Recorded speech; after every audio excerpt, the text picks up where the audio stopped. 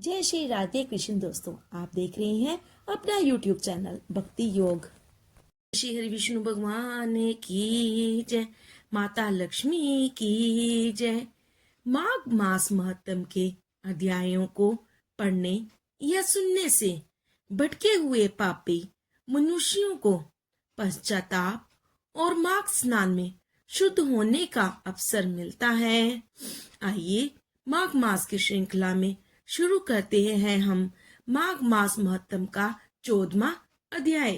बोलिए श्री हरि विष्णु भगवान की जय। क्रातवीर्य बोले, हे विपर श्रेष्ठ, हे सुवर्त, किस कारण से माघ स्नान का बड़ा प्रभाव कहा गया है? एक वैश्य माघ स्नान के पुण्य से छूटकर दूसरों के साथ स्वर्ग में कैसे गया, उसका वर्णन कृपा मुझसे कहिए। दत्तात्रेय जी ने कहा, हे पुरुष उत्तम, जल स्वभाव से ही उज्जवल, निर्मल, शुद्ध, सफेद, मलनाशक, पापों को धोने वाला है। प्राणियों का पोषण करने वाला जीवन तारक तथा नारायण देव है। ग्रहों में सूर्य तथा नक्षत्रों में चंद्रमा की तरह उत्तम सब कार्य के लिए माघ महीना है। मकर सूर्य में माघ महीने में प्रातः काल गाय के पैर डूबने योग्य जल में भी स्नान करने से पापियों को स्वर्ग मिलता है। हे राजन, अशक्त इस योग में 3 ही दिन स्नान करे तथा धन का इच्छुक यथाशक्ति दान करे तो वह मनुष्य दीर्घ आयु और धनी होता है। माघ महीने में सब तिथियों का सत्कार कर 12 स्नान करने वाले को मुक्ति पद प्राप्त होता है। अब मैं तुमसे माघ स्नान के उच्च नियम कहता हूँ।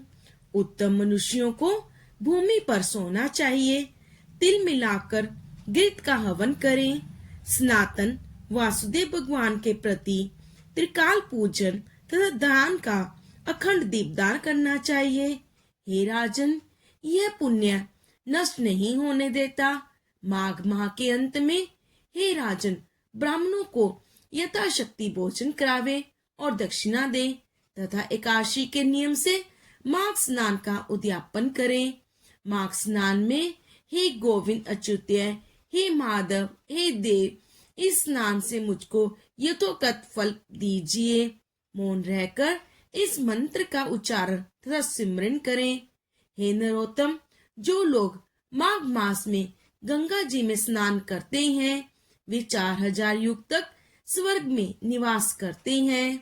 ऋषियों ने कहा है कि जो मनुष्य माघ मास में गंगा या यमुना के संगम में स्नान करता है वह प्रतिदिन 1000 मुद्रा सोना तथा 1000 कपिला गाय के दान के समान पुण्य प्राप्त करता है।